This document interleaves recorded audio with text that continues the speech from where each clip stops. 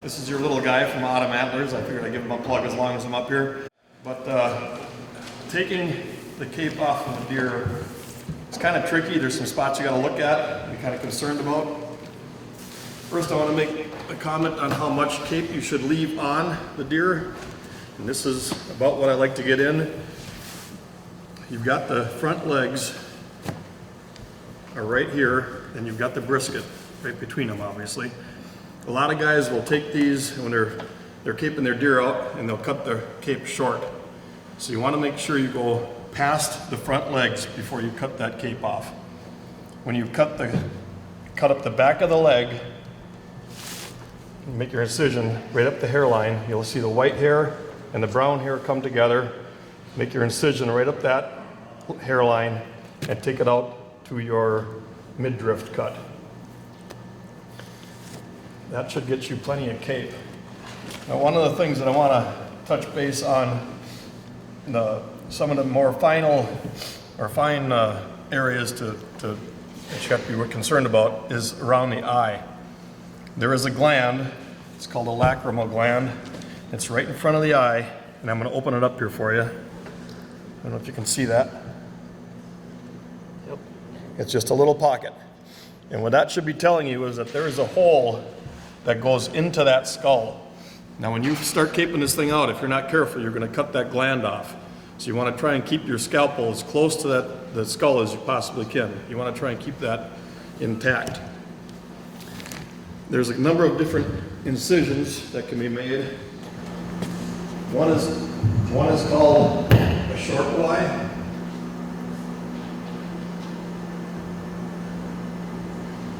One's called a long Y. One is called a 7 cut, and one is called a T cut. Now when you're making those cuts, basically your antlers are coming out of the cape at this point.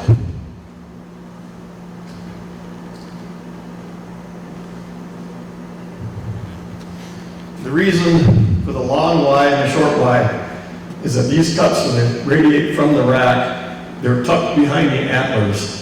So you will not see any hair displacement out of place on top of the antlers or between the antlers. If you're making these cuts, you're going to be cutting right from the antler to the antler. So that could create a little hair discrepancy up there. So I prefer using a short Y. For years, everybody was using a long Y. What the long Y is, it's just an abbreviated version of the short Y. By not making the incision all the way down the cape and opening the cape up completely, you're basically saving yourself about 18 inches of sewing on it, which is going to make for a better looking mount and less labor for the taxidermist. These incisions also work, but I recommend using a short Y. If you have to go with the long, cut it all the way down the middle of the back, then you can use a long Y. These are more for a little more advanced people that have a little more experience on caping deer.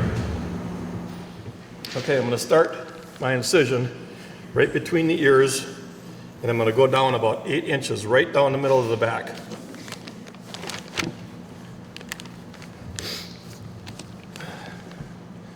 Just put it in.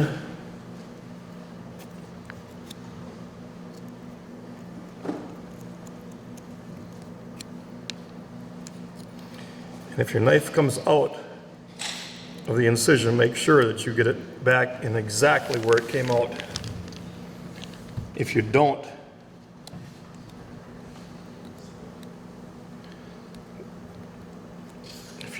what you're going to end up having is a cut that looks like this.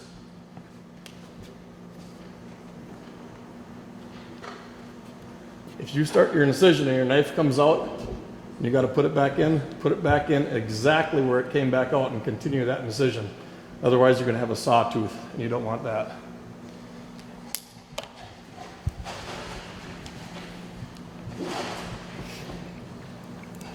From where I started on the ears, between the ears, I take it down about 8 inches. That's going to allow me to take that whole head right out of there.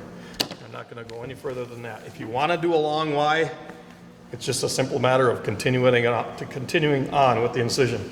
Now this is a short-haired deer, obviously, because it's in velvet. It was shot the last week of August. So if I'm going to continue that incision, you're going to see that incision because there's no hair there. It's like African stuff. there's no hair on it, so you gotta hide that incision somehow. The older the deer, the later into the season the deer is shot, the longer the hair, easier it is for the taxidermist to hide that incision. That's why a lot of guys are going with a short incision nowadays. I'm gonna start from where I started my incision. I'm gonna go right to the base of each rack.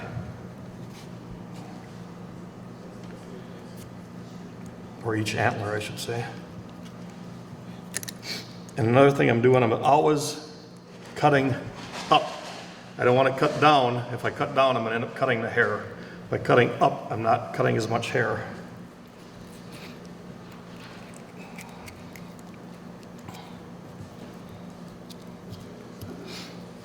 Now I've got my basic Y cut down. I've come up through the leather, up to the burr of the antler. And now I'm going to start peeling this skin back. And I'm going to try and cut these ears off, or not try, I'm going to cut these ears off deep.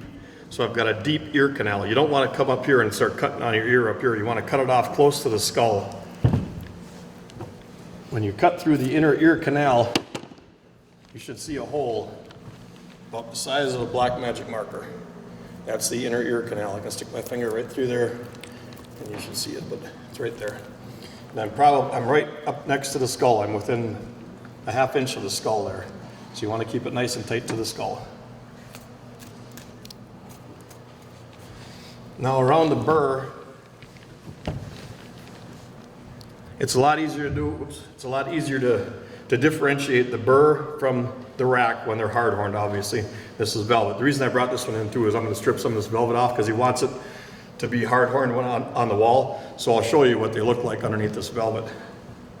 But I'm going to come down along underneath the burr, and I'm just going to take my scalpel and start cutting.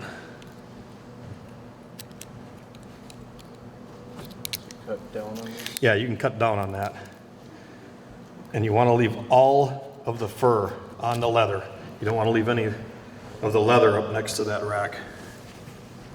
How often do you change the blades? I usually, when I'm caping a deer off the head like this, I probably go through maybe 4 blades. You can, at this point, you can also take a flat screwdriver and just jam it in there and start prying it back, which a lot of guys do that. I'm old school, so I've always used a scalpel.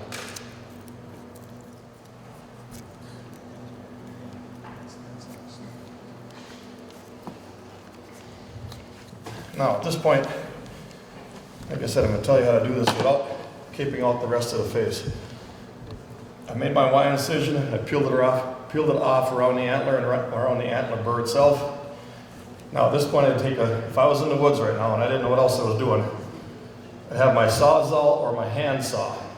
You can take this at this point and you can make an incision between the eye socket, which is right here where my finger is.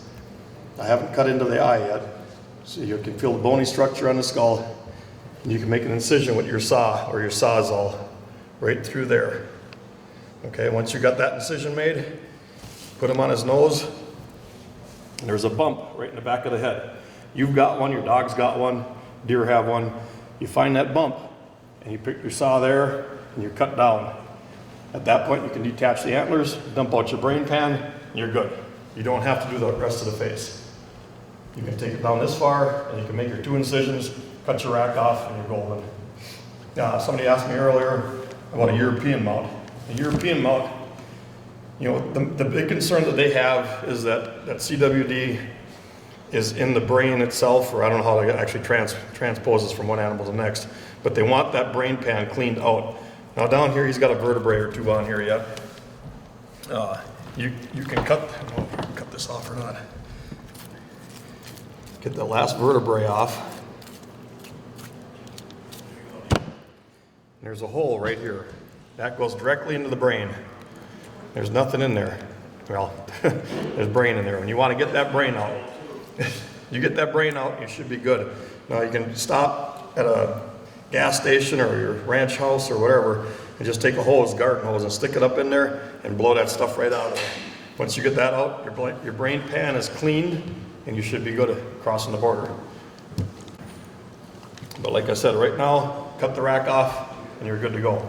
Now for the rest of it is where it gets a little tricky. You need to put your finger in the eye and lift up the back corner of that skin. If you're not doing that, if you can get in on this, so you lift up on the skin, and what happens is that if you lift up on this skin, pulling it forward, watch what happens to that back corner. It rotates right into the socket. Now, if you don't got your finger in there, you can't see that. So you're rotating that skin in there, and all of a sudden you're coming along, bang, you're gonna put a hole right there. And there's there's very little hair there. So that's like the worst place to put a hole in a cape. So get your finger in that eye, inside that eye, lift up on that back skin, and cut underneath your finger, because you don't want to cut your finger.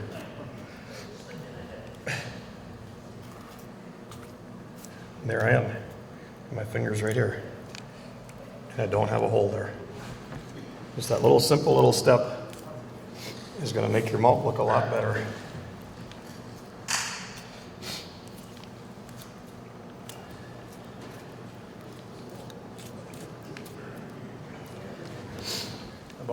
Same thing on the other side. Stick my finger in,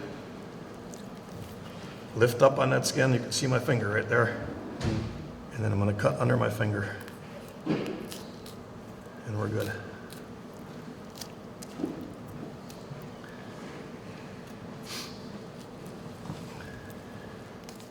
Okay, now I've got the eye orifice itself is free and clear.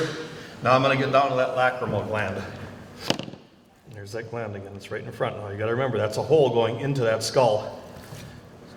I keep my scalpel up against the skull. I'm always pulling. Whenever I'm cutting on an animal, I'm always pulling that skin. If you're not pulling that skin, it could create a wrinkle. If you can create a wrinkle, you could create an incision that you don't want. So you're always pulling that loose skin out of the way.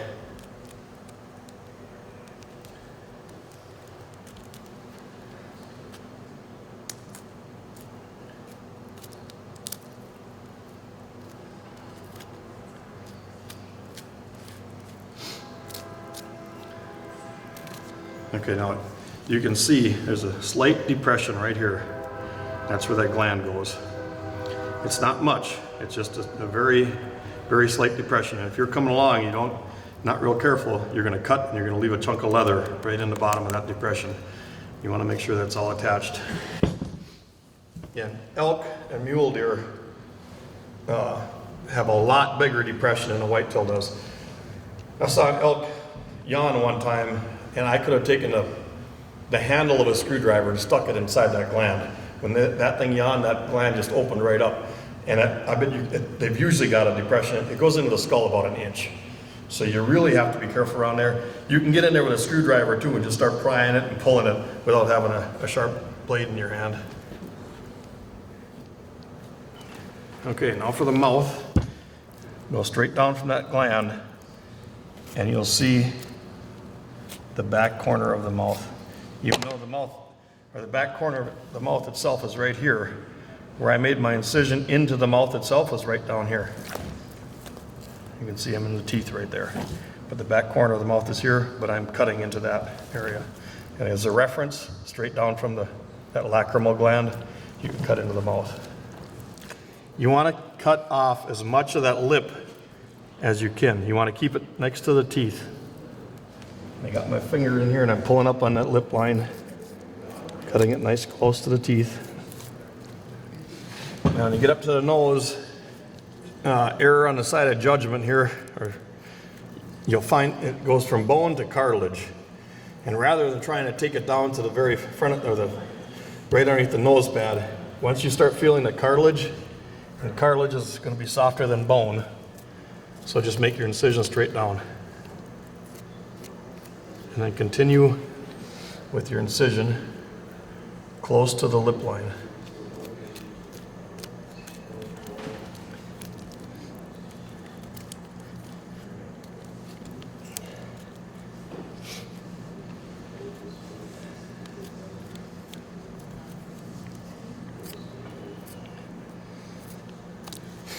Okay, and the last little bit right here, I cut right down to the gum line.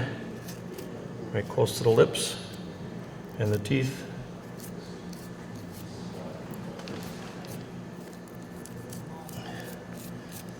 And that's it. That's it. No holes, no cuts, no errors. Thanks, Nate. Now you can go ahead and cut the rack off. But like I said, you know, when you get it down to the point where you can get it right between the eyes and the burr, make that incision with your saw or your sawzall, put them on his nose, find that bump behind the head, make that incision, pop your antlers off, and you're good. But that's basic scaping 101.